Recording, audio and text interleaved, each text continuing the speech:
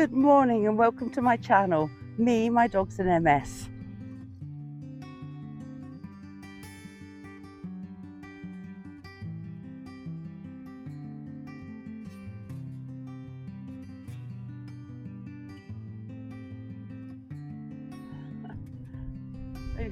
And there you can see my dogs love water. There's Cole, been in it already, and Woody's just doing the business. What are you doing? Hey, come on. I can remember my diagnosis, the 17th of October, I think it was, 2016. I'd come back off the rig early because I really wasn't well. And I had a letter from my consultant saying I needed to have an appointment. Anyway, got to Dundee and wow, told me to take my husband with me, or significant other. It was my husband. And there we are. Told me I had MS. And it was so there, I didn't need lumbar punctures or anything. I had MS in my head and in my spine. And that's the difficulties I was having. I had terrible problems with my left leg, foot drop. And I had tried telling doctors about it before and that, but no one would believe me.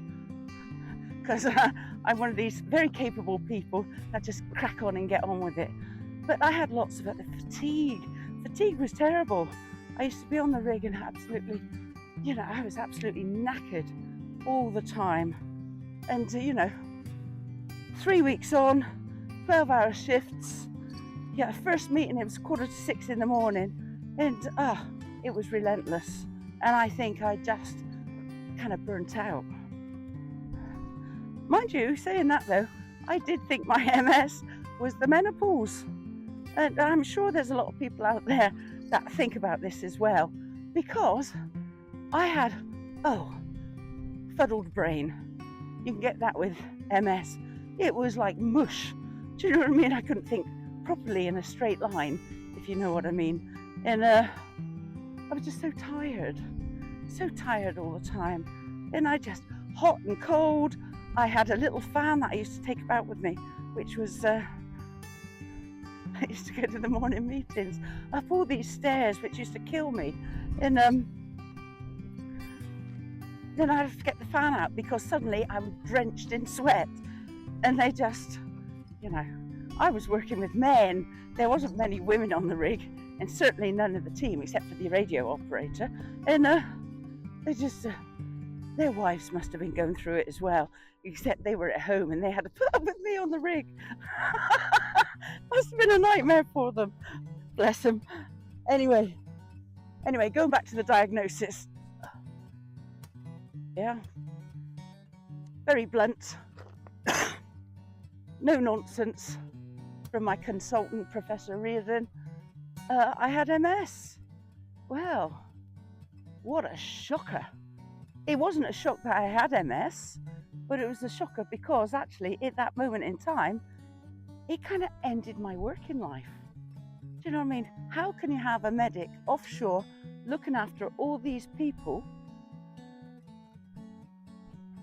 a very responsible person, and suddenly you've got MS? Caused me so many, it was a shocker there. Hey, you want this? Really? Are you sure?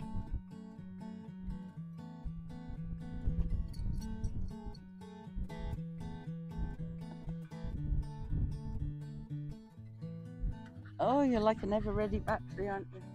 Eh? Really? Really?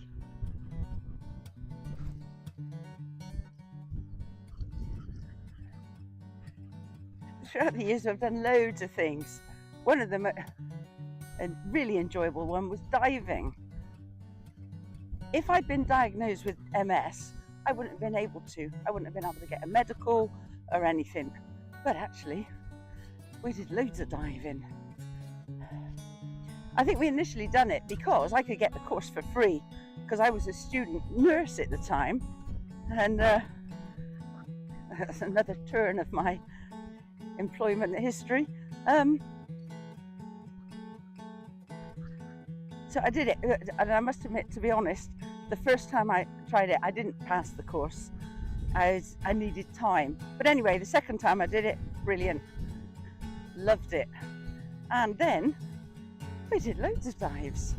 We travelled all around Scotland with a van with our dive kit in, and one of the most memorable things was stopping, having a dive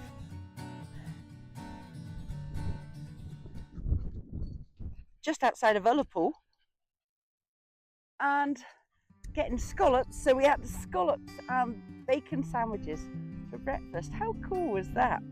And so fresh.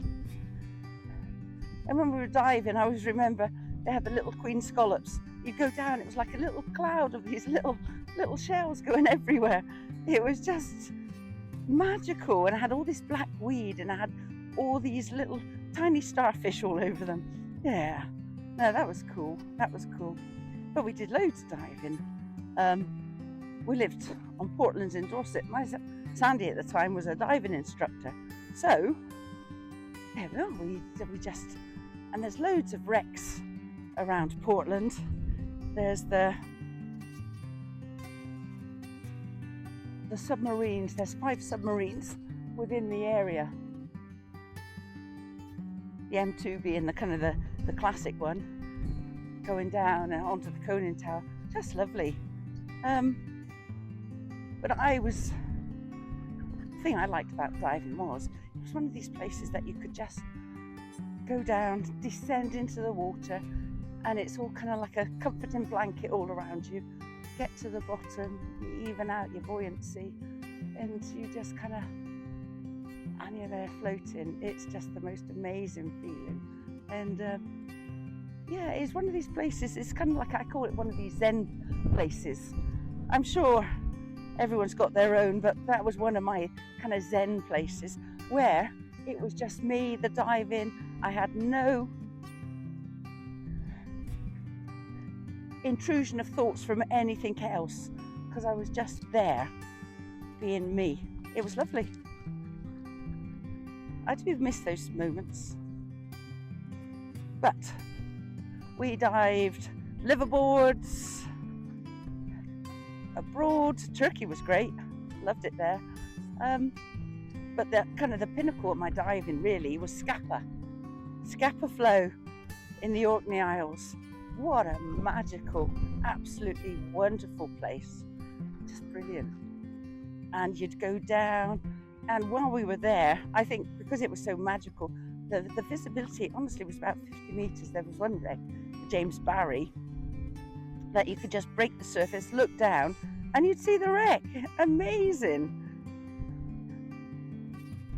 That doesn't happen all the time. Sometimes you're there, can't see hand in front of your face. But the Scapa, that was my biggest dive yet, and there I was in my semi-dry, because I like diving in a semi-dry, single tank and a little spare bottle on the side, and it was fine. We dived with nitrox, the highest level we could for the depth of the dive we were doing, and going down on a wreck, and you could see it all stretched out, and finding wolffish in the plates. Now that was magical. So we give them some sea urchins, because there were sea urchins everywhere, and they just chomped them up. And wolffish are the most amazing fish. They've got a mouth full of teeth. They look really kind of alienish, but they come out and they don't attack you. Of course they wouldn't. And it was just lovely. Really nice. I dived Thistlegorm. That was my 99th, 100th and 101 dive, Thistlegorm. How cool was that? Just in the Red Sea, we were on a liverboard. I enjoyed most of my diving, actually, and I must get my old dive log out, because there's some in it, which are really funny. But I used to take photographs underwater, and my thing was the little stuff, the nudibranchs, which basically are slugs, sea slugs, and they come in all shapes and sizes, and they're just so pretty, so pretty. And yeah, sea anemones, dive in Lundy in the Bristol Channel. That was good.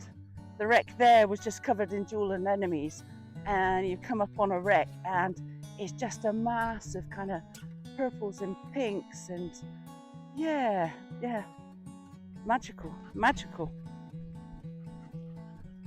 The deepest dive I ever did was 45 meters. I'm really kind of proud of that. I'd worked up all year to doing that dive. But I probably, actually, thinking about it, I probably had MS then because I couldn't fin like everyone else did, and I had to do it with double leg kick in the end.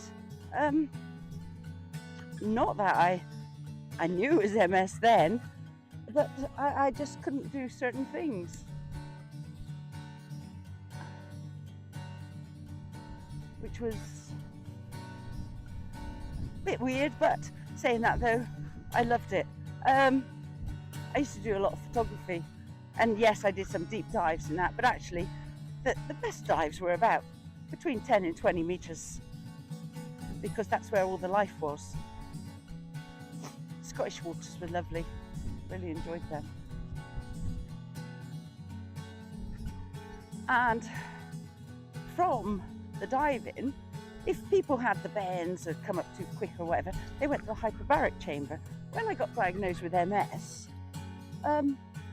hyperbaric oxygen was recommended to me because it helped with fatigue. Well, I contacted my local kind of chamber, and it's a charity run, and there we are. I now go to the hyperbaric chamber. I went for, gosh, as soon as I was diagnosed, had to do 20 sessions. That was a mission, trying to get it fitted in.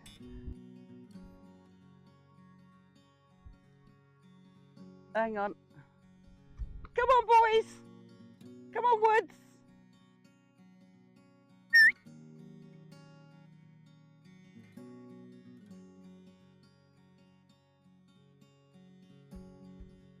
Is Woody there with you still?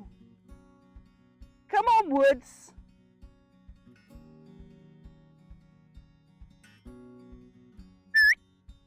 Come on. What do you like?